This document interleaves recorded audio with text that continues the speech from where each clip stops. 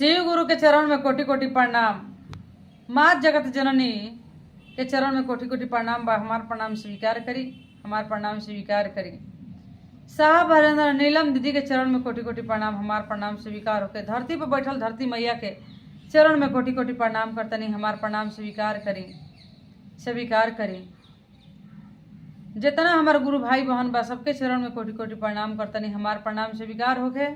YouTube के माध्यम से जितना गुरु भैया दीदी देखा था हमारे चैनल के, हम सबके चरण में कोटि कोटि प्रणाम करतनी, हमार प्रणाम स्वीकार करी।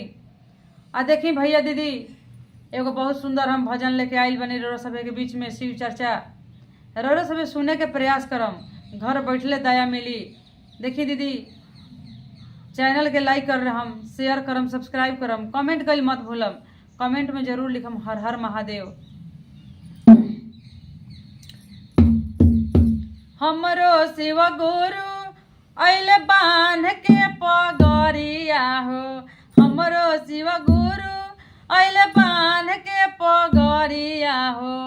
संघवा में ले ले अइले ज्ञान के मोटरिया हो, सथवा में ले ले अइले ज्ञान के मोटरिया हो।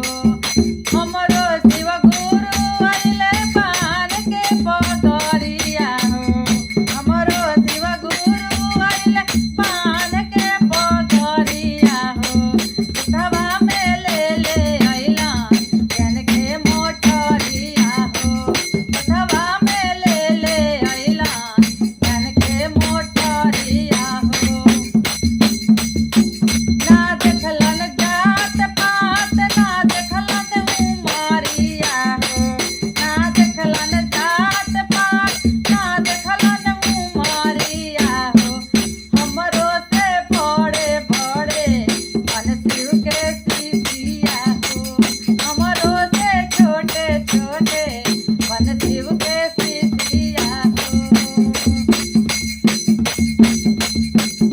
अइलन हरेंद्र भैया बांध के रुमालिया हो, अइलन हरेंद्र भैया बांध के रुमालिया हो।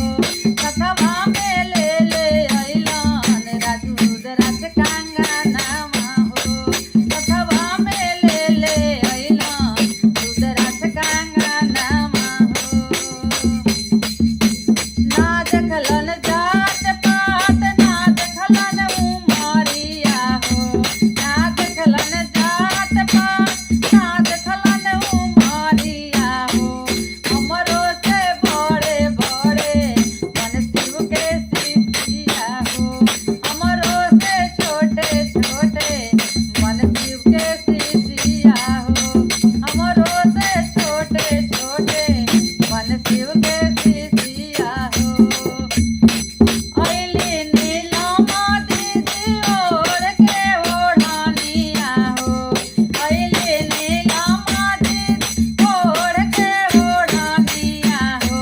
हथवा में ले ले अइले तीन सुत गयनिया हो, हथवा में ले ले अइले तीन सुत गयनिया हो। ना देखली जात पात, ना देखली उमरिया हो, ना देखली जात पात, ना देखली उमरिया हो। हमरो से बड़े बड़े मन शिव के शिष्या हो, हमरो से छोटे छोटे मन शिव के शिष्या हो। प्रेम से बोलो सच्चे दरबार की जय। हर हर महादेव।